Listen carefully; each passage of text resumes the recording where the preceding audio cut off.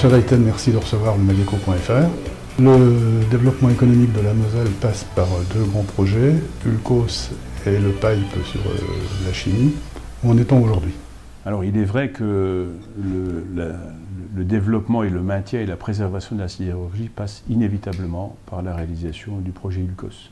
Le département, comme la région, a affirmé son soutien à ce projet, puisque nous aurons apporté une contribution de l'ordre de 30 millions d'euros. Il devrait être déposé sur la table des responsables européens dans les semaines à venir pour, et nous espérons, une décision qui devrait intervenir au plus tard au mois d'avril-mai l'année prochaine. Sur le projet PIPE, là il faut raccrocher la chimie mosellane sur le grand axe de pipe lorrain et d'approvisionnement. Il faut sécuriser l'approvisionnement.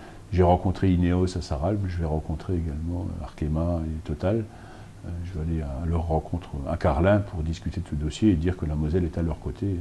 Pour nous, c'est indispensable. Il faut que nous conservions nos grandes industries fondamentales que sont la chimie, la sidérurgie et l'automobile. Le développement de la région et du département passe par les relations que vous entretenez avec l'Assar traditionnel et le Luxembourg et Rhénanie-Palatinat.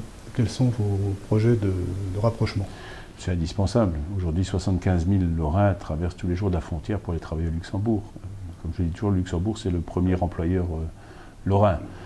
La Rhénanie-Palatinat, en particulier le Nord, Trèves, est très intéressé par des relations avec le Nord mosellan. Et puis l'Assar, naturellement, il y a toujours des relations ancestrales avec le Bas-Saoulier. Donc le département a cette richesse et cet atout d'être placé au cœur.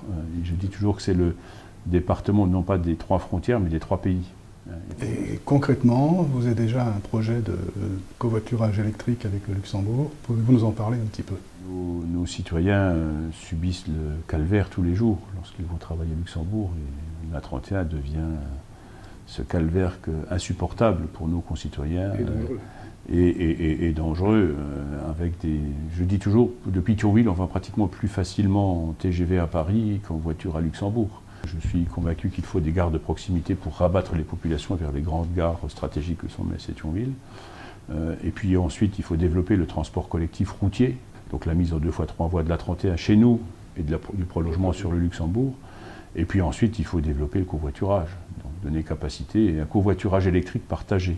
Et là, il y a des choses qui peuvent se faire, des parkings qui sont mis en place à la fois dans les cœurs des grandes villes, mais également le long de l'A31. Et ensuite, les Mosellans et les Lorrains viendront converger vers ces parkings-là et pourront repartir sur cette voie dédiée avec des véhicules électriques. Et le Luxembourg est très intéressé à la fois par des axes dédiés au covoiturage et par la mise en place d'un covoiturage électromobile partagé.